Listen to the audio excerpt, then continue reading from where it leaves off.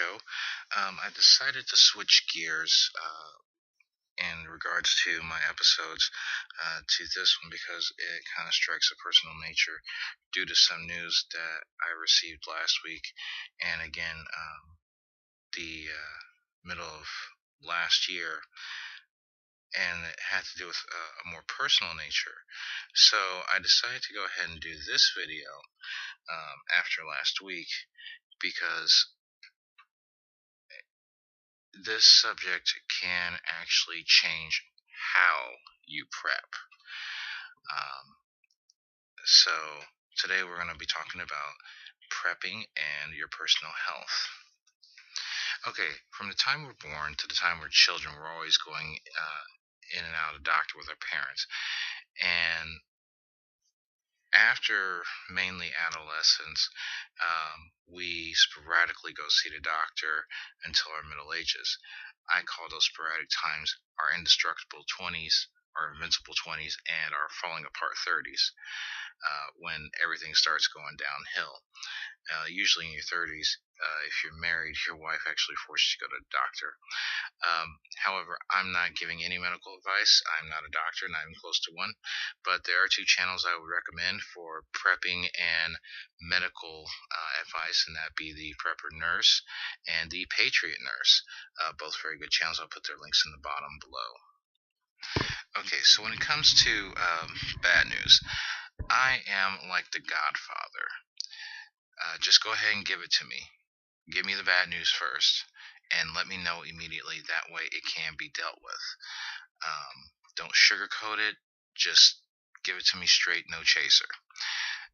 And then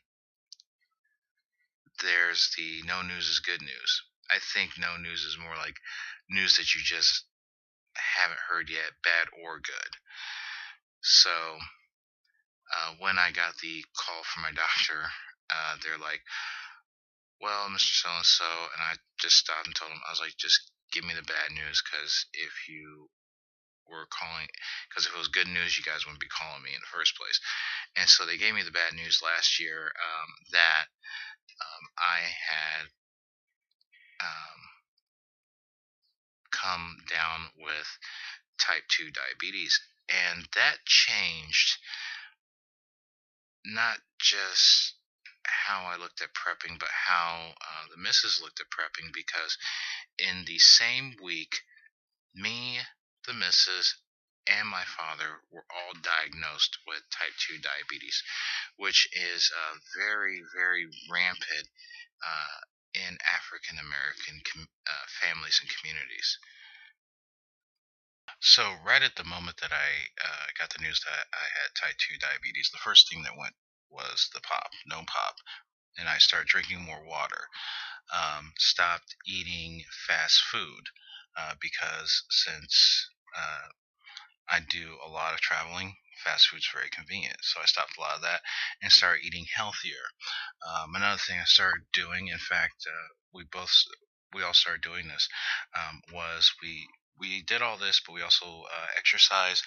And I tend to do this more so than the missus, but I will look at the back of the nutrition facts on any food that we buy and count the carbs. Easy. And so those were the first immediate and things that happened right when I got that news. Um, and it changed our prepping, because we had to get more diabetic friendly foods, and we had to do a lot of research. So obviously, when I got home, the missus, of course, she had already gotten her part of the news. My dad had already told me. He called me and let me know that he had been diagnosed as well. And me and the missus had the same doctor. My dad does not have the same doctor. So for it all to come in the same week was actually pretty funny. Um, but we all did this, basically did a complete 180 on how our lifestyles. And then the missus and I started doing a lot of research into type 2 diabetes before we went to our dietitian. And so we have been doing a lot of research as to reversing type 2 diabetes. So we've been looking at doing that.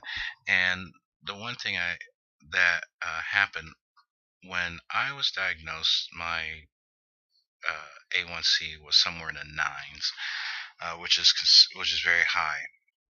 And I've had my A1C checked ever since, and I recommend, if you have a history of diabetes in your family, get an A1C test done. It could save your life. Um, and recently, my A1C was down to a low 6.1.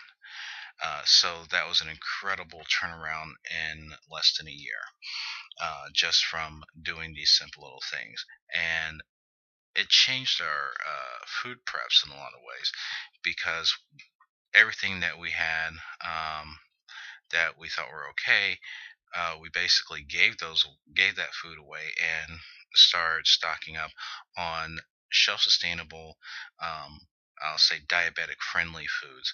So a lot of times we'll actually grab like a little pack of tuna, not a can, a little pack. They actually have them in the pouches for like $1, in most places.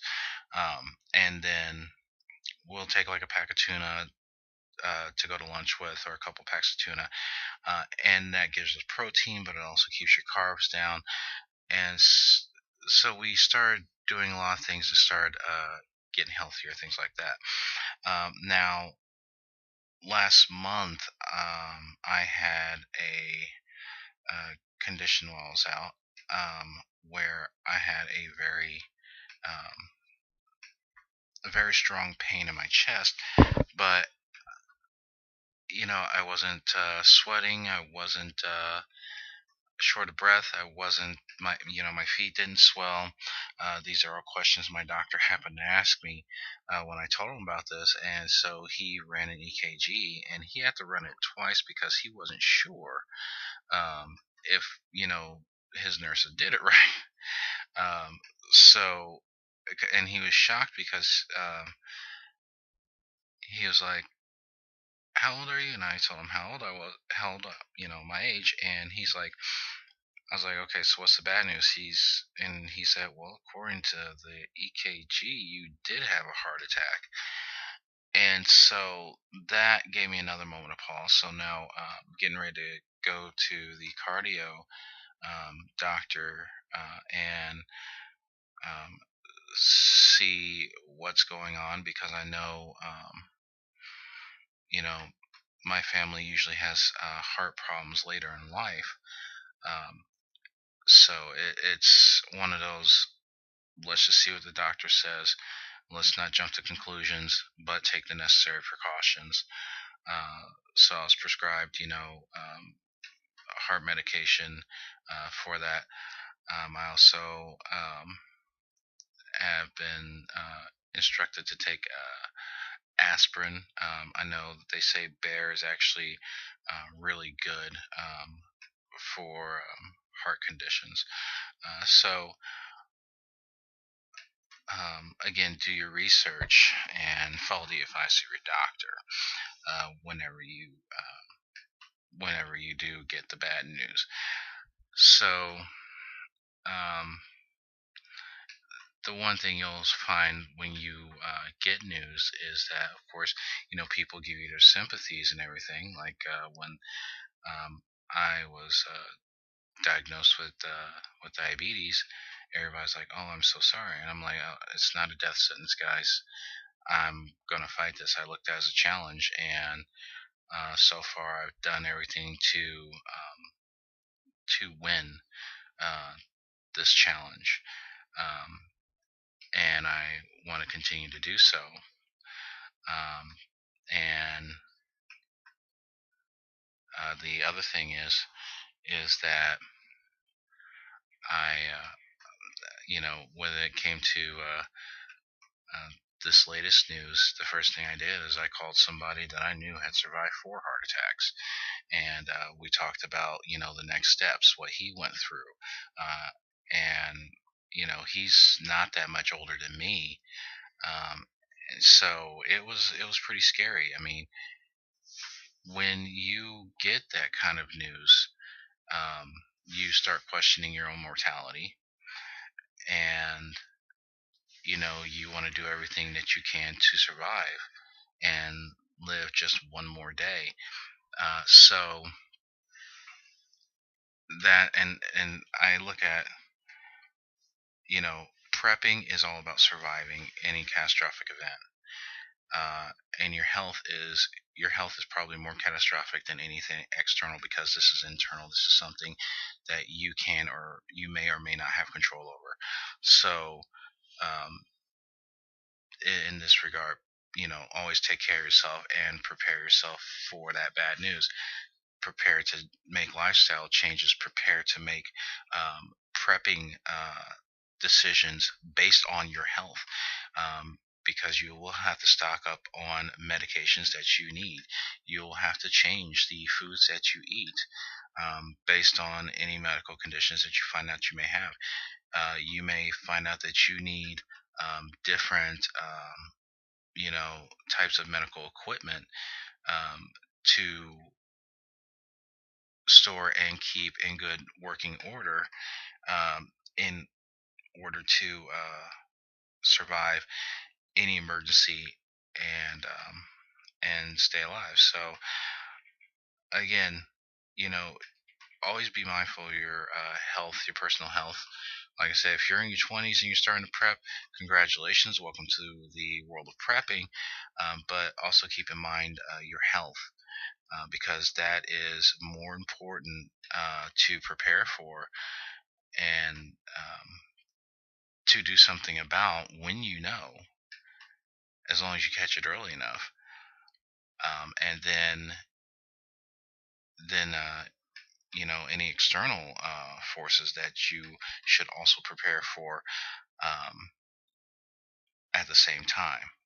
So, with all that said, I'm bringing this one to a close. Thank you for watching. Like, comment, subscribe, and please, by all means, check out our page on Facebook, Black Prepper Society, and we will catch you guys later.